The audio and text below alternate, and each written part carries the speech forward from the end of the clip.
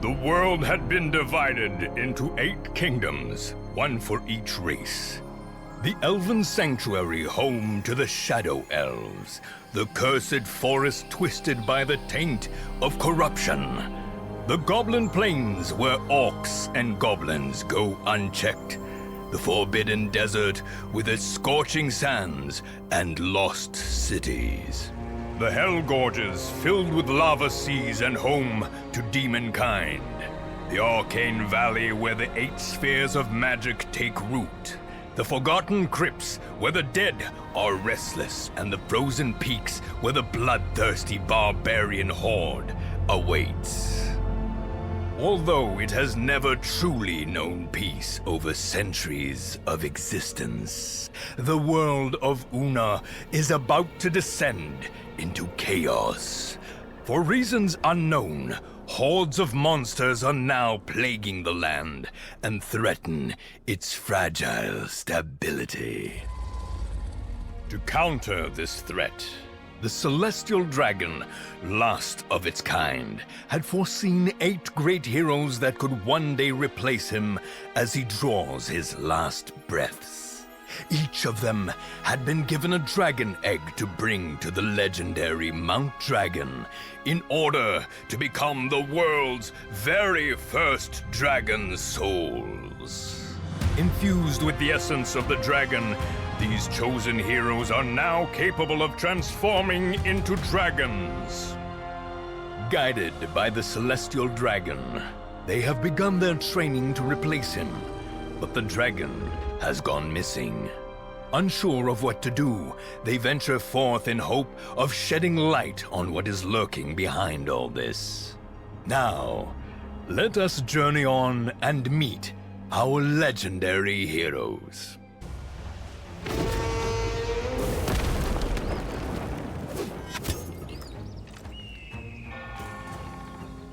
Our journey begins at Windy Shores, a quiet place of little significance.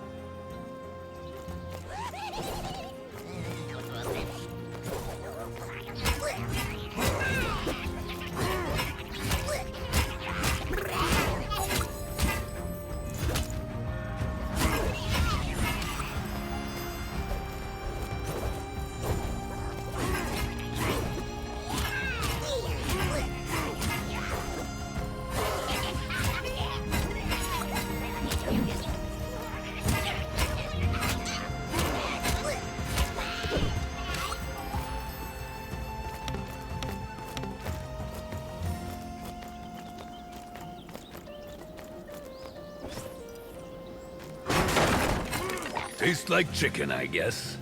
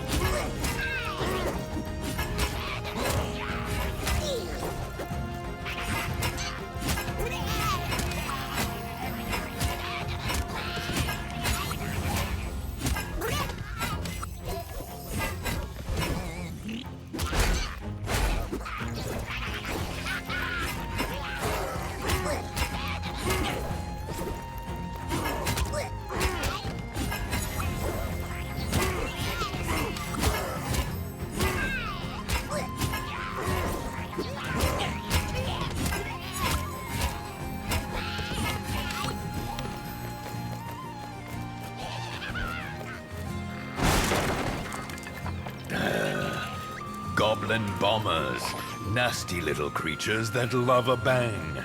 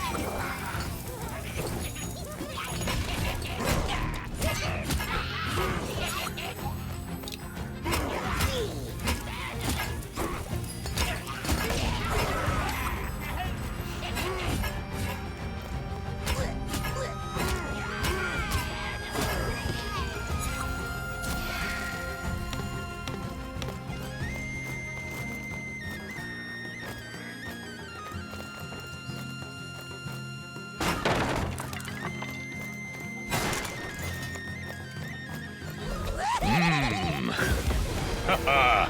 There is a dragon saying, where there is a goblin, there is a swarm!